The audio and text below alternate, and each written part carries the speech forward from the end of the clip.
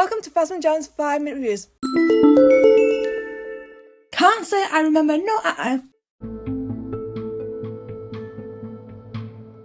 Can't say I remember is the halfway point in Skeleton Crew and directed by the Daniels. This episode started to show a few changes in the character's development, which was a huge victory.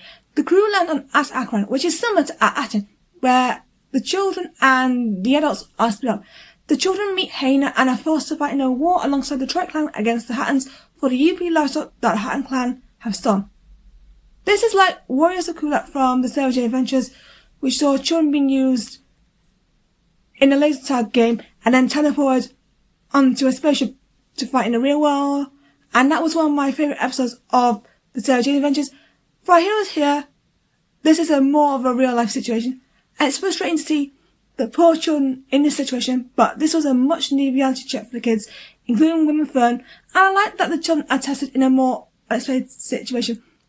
Robert Timothy Smith and the crew behind Neel are the stars of this episode, as this is focused on Neel.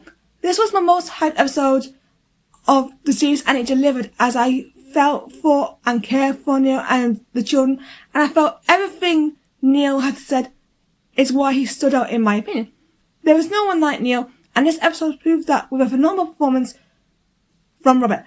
Neel's kindness is a big breakthrough for the show, as he wins the heart of Hayna, the daughter of General Strix. He is open about his life on Attin when Hayna sees his struggles and gives him some time to calm down, and when they have to fight, Hayna goes alongside him, which shows how much Neel's impact can have on other people when he is open about stuff and something amazing comes across to the others. He gets a compliment and a kiss from Hayna at the end, which is beautiful, and I like the fact that he conquers his fear of standing up to people when he takes an SM33.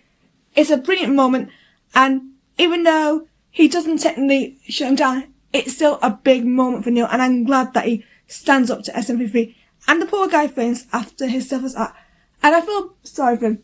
But Neel, you are a hero. There is a theme of kindness with Neel, and there is this moment where he gives his food to some kids, which is a wholesome moment, and he asks them, "Are you guys hungry?" It's a moment, and it shows Neel's character arc. He's a kind kid, and I just love it so much. I loved Hayna, played by Hayna Finley. She brought something different, and Hayna has shown how you can play a young, tough character in a war zone. I like that she's inspired by Neel to make a difference, and there may be potential that she goes towards the peace way, thanks to Neel. I'm still suspicious of our Jodders. He's hunting for clues for the treasure to try and make a fortune, and has to deal with the shenanigans of SM33, who is on guard duty. He's rounded up by the Hattins and pays to free himself and spare the Trek clan. Part of me thinks that there should have been a bit of a showdown, but it shows, even though he stole women's credits, he did have a good moment for once, and I like that, but I'm still sus with him. Robert Cabot Conyers and Ryan Keane Armstrong impressed in the biggest character development yet.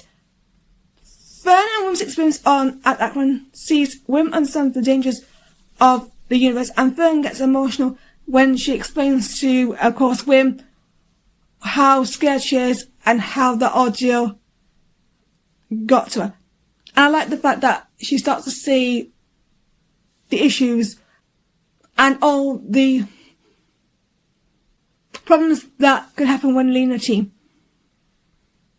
SM33's story is important, as the whole thing about Attin is starting to unravel, and he nearly kills his friends in the episode.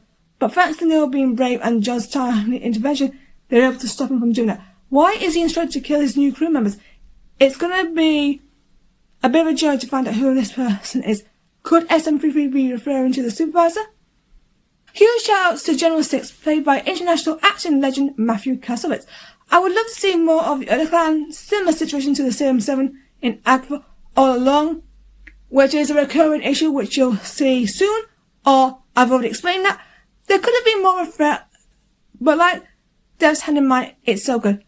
There is a Doctor Who reference with Hayna's weapon looking like a Dalek blaster, which is cool. Definitely a contender for a top 5 in 2024, and it is a contender, and it is in my top 5. It gets everything right on how to handle children in a dangerous situation.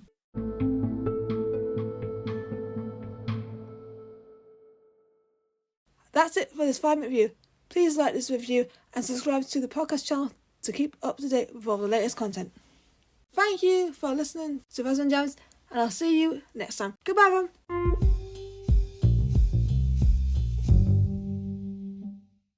Thank you for listening to the podcast. Subscribe to Phasma Endurance and stay tuned for more podcasts. See ya!